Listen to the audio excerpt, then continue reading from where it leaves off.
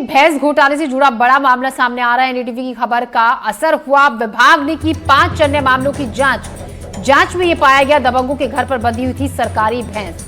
आदिवासियों को मिलने वाली ये भैंसें दबंगों के घरों पर बंधी हुई थी। विभाग ने 5 लोगों के खिलाफ एफआईआर दर्ज करा दी है। इस खबर पर ज्यादा जानकारी के साथ अतुल गौड़ हमारे संवाददाता हमारे साथ हैं।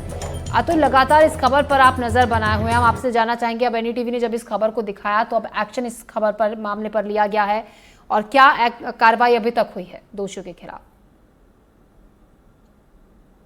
जी ज्योति, देखिए इस मामले में बड़ी कार्रवाई हुई है। प्रशासन ने सबसे पहले तो ये मान लिया है कि भैंस घोटाला हुआ है और जो आदिवासियों को मिलने वाली सब्सिडी युक्त भैंसें थी वो दबंगों के घर पे बंधी हुई है। तो ये अपने आप में एक बड़ा खुलासा है और बड़ी सरकार की स्वीकार्यता है।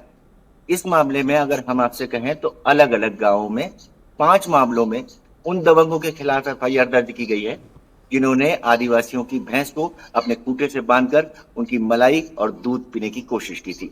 और इसमें जो खास बात है जो थी वो दूसरी थी ये है कि हमने एनडीटीवी ने जब ग्राउंड पे जाकर देखा तो जिन मामलों में हमने वहां पाया कि आदिवासियों के घर पर भैंसे हैं, या तो एक है या दोनों नहीं है, तो उनके अलावा भी 5 ऐसे लोग सामने आए हैं जो भैंसों को लेकर के कहीं ना कहीं घोटालेबाजी कर रहे थे और आदिवासियों को धोखा दे रहे थे, सरकार को धोखा दे रहे थे। और अब इस मामले में प्रशासन और जांच पड़ताल में लगा हुआ है और जैसे जैसे जांच आगे जाएगी वैसे वैसे इस मामले में और खुलासे होंगे और दबंग सामने आएंगे और भैंसों का घोटाला सामने आएगा और यकीनन कार्रवाई होगी। जी अतुल, अभी तक आप बता रहे हैं जिस तरीके से अब जांच इसमें आगे बढ़ी है, ये पता भी चला, स्वीकार भी किया गया प्रशासन की तरफ से कि हाँ ये घोटाला हुआ। 5 लोगों के खिलाफ अभी तक एफआईआर दर्ज हुई है। क्या कुछ और लोग भी जांच के दायरे में हैं अभी? बिल्कुल, देखिए अगर हम अकेले शिवपुरी जिले की बात करें ज्योति, तो निश्चित तौर पर हमारे पास में 75 ऐसे नाम हैं जिन नामों को कहीं ना कहीं अभ्यर्थी के रूप में या हम कहें कि हितग्राही के रूप में शामिल किया गया है और उनके पास में सरकारी भैंसे हैं।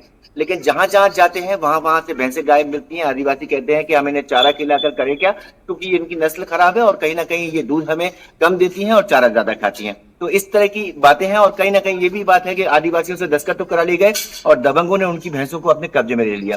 तो ये जो चीजें हैं वो अब निश्चित तौर पर आगे निकलेंगी और लगातार जांच का दायरा न केवल शिवपुरी तक सीमित रहेगा, बल्कि अगर हम शिवपुरी के साथ साथ बात करें मध्य प्रदेश के मुरैना जिले का, तो वहां भी दायरा पहुंचा है, वहां भी जांच की जा रही है।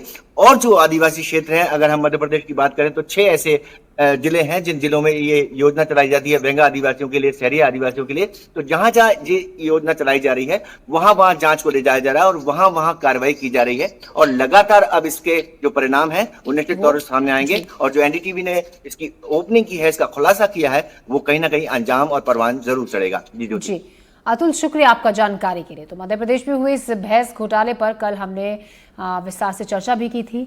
आइए देखते हैं।